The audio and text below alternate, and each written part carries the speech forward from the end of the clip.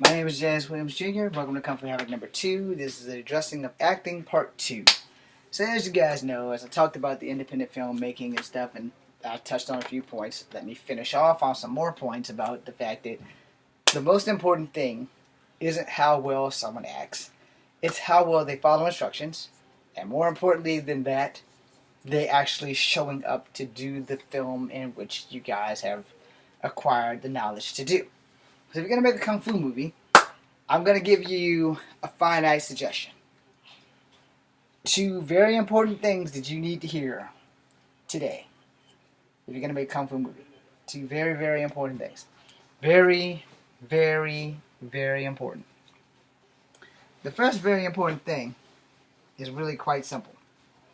Okay? And that is, one, you're making a kung fu movie.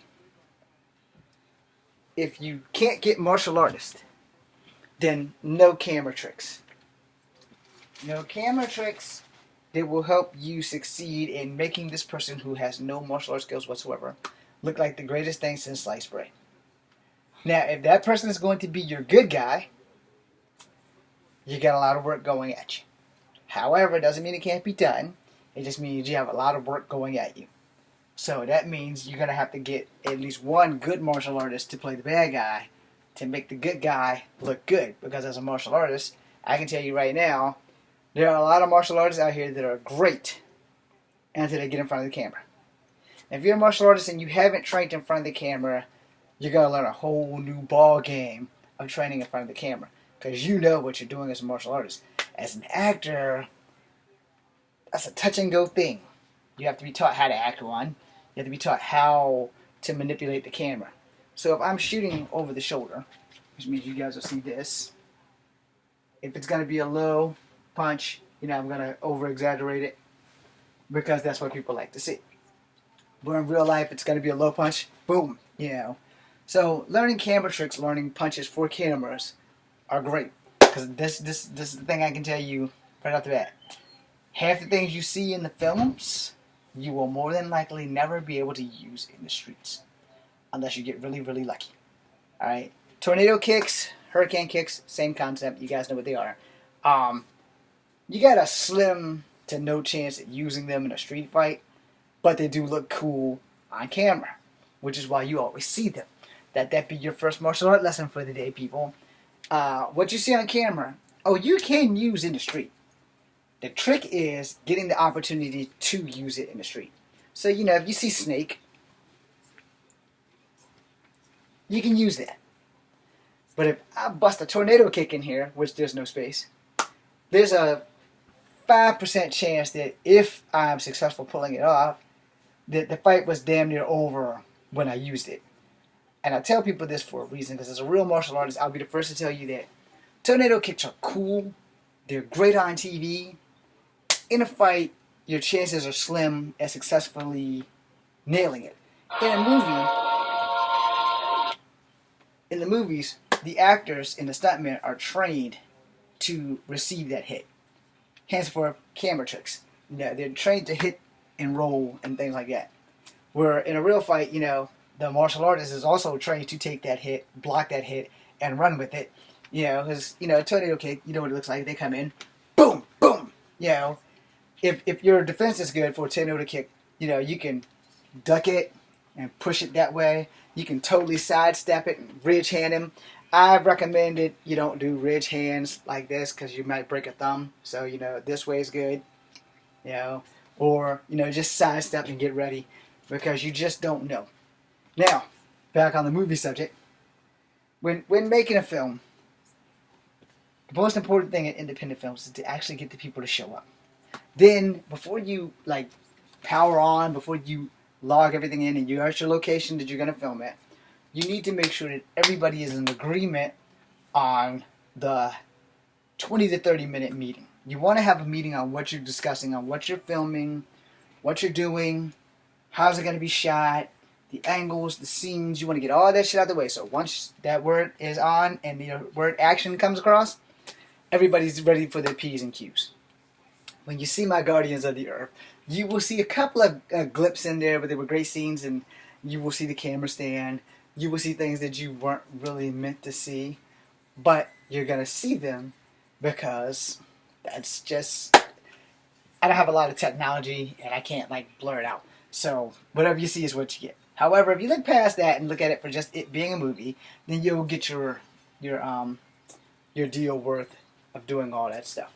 So when you're making a movie, especially independent film, you want to work through everything. You want to work your choreography out. You know, this guy's a TIE fighter, so you want to make sure that you spend a good time with him TIE fighting before you start shooting the film. Say this guy's a boxer, so you know you want him to boom, boom, boom, boom, boom. You know, you want him to know his shit before he gets in there and somebody accidentally gets hit, which is why that camera angle thing comes in. So for close-ups, like if I'm throwing a punch here and you're receiving it, the camera's going to be here, so my head goes this way towards the camera, so they don't know that you're really not connecting.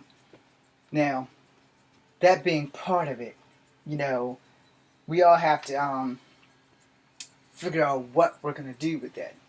And then we're going to go from there, you know, and you'll carry on with the fight.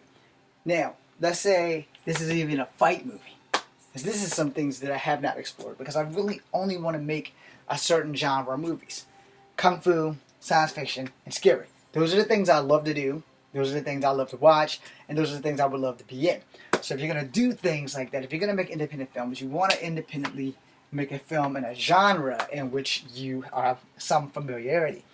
I don't want to always be known as a martial art guy. I want to be taken serious as an actor, but I know I'm not that great. But as a martial artist and an actor, I know I have a fighting chance of getting small roles, and I'm happy with that. Because I'm not really trying to be like a superstar or anything, but if that happens, thank God and move forward. But I'm happy with the little roles. In my stuff, I'm the star. Because my stuff has been written specifically for me. About a guy who's mixed. And there's not enough movies about guys like me in existence, so I'm a commodity at the same time. Now, the thing with that is that a lot of people in Hollywood don't write movies starring people like me. And if they do write a movie like that, it goes to my boy, Dwayne "The Rock" Johnson. And that's great. I'm only a year younger than him. Maybe a year and a few months, because he just turned 46 or 47. I don't know how old he is. I know I'm turning 46 in August. But that being said, you know, the whole thing behind that is that, you know, when you're doing certain movies in certain genres, you want to have your actors on point.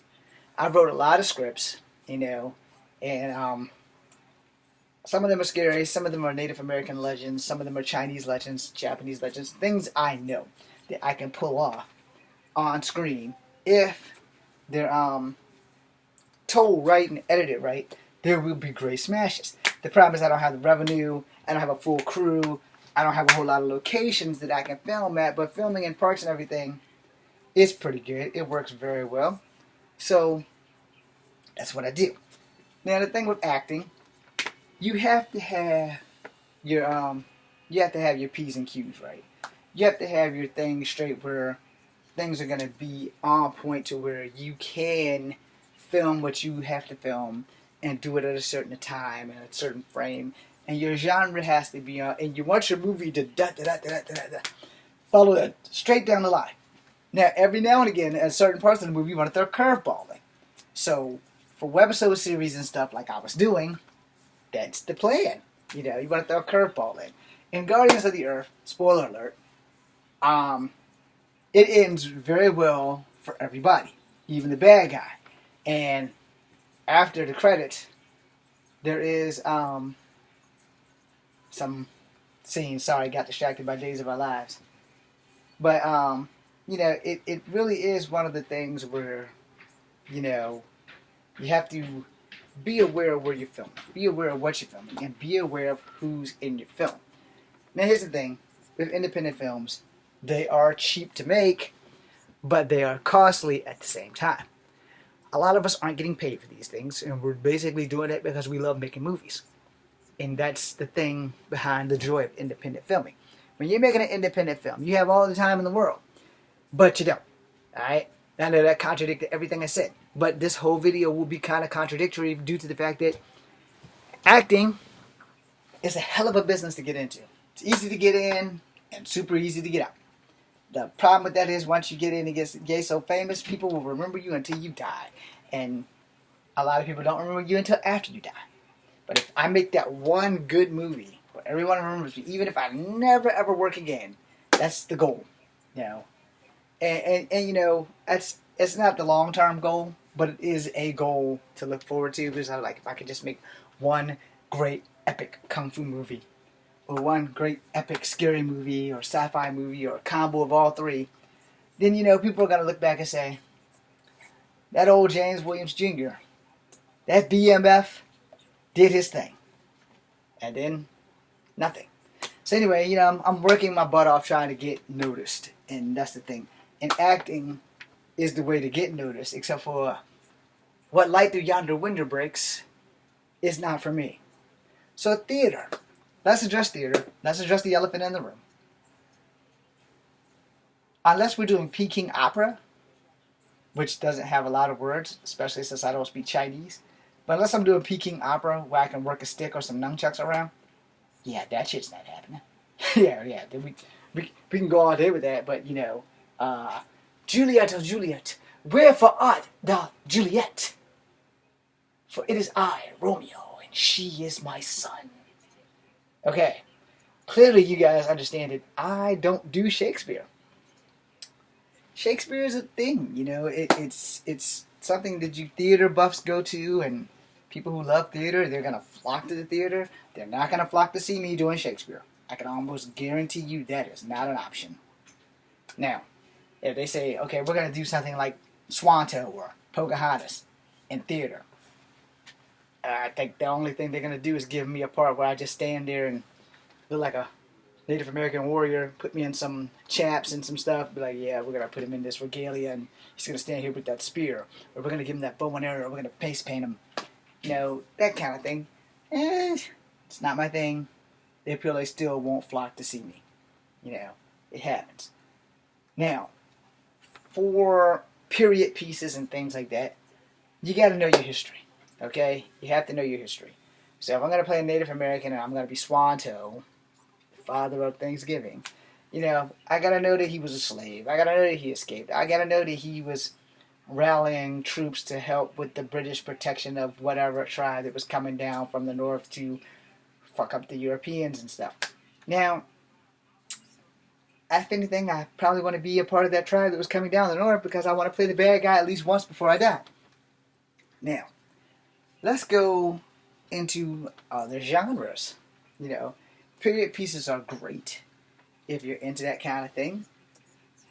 Science fiction, you know, if you go into science fiction, a lot of the heroes are still men, and some of them are women. It just depends on the science fiction genre. If it's a science fiction genre made out of an anime, 9 times out of 10, it's going to be the female, it's going to be the hero.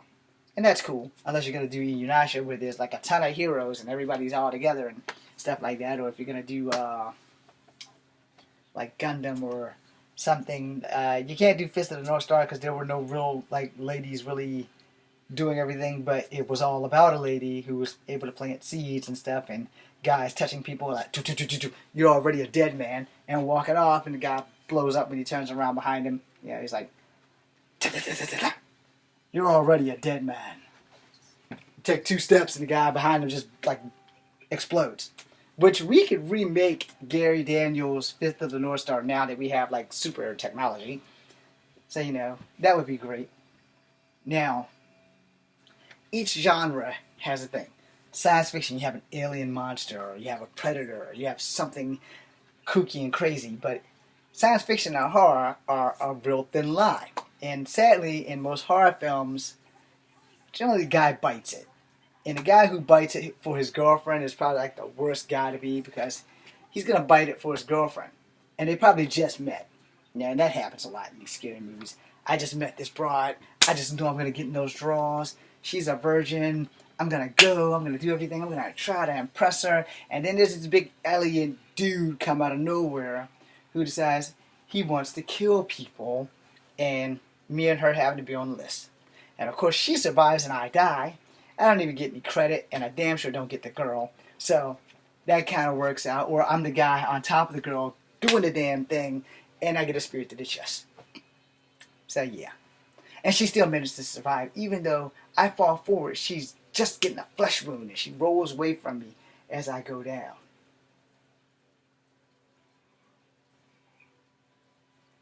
So it's one of those things. Sorry, Days of Our Lives is distracting me again, and it's pretty bad. So I'm gonna end this with this. Acting is a cutthroat business. It's easy to get in sometimes, depends on your location. It's hard to get out and not be remembered. So if you're going to get in, you know, get in and call it a day. But, you know, these are the things that happen. And filming is very important.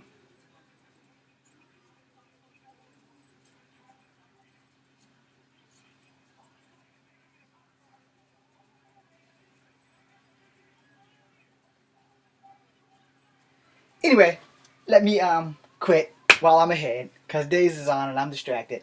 I'm James Winston. This is Company Advocate number 2. Be seeing you.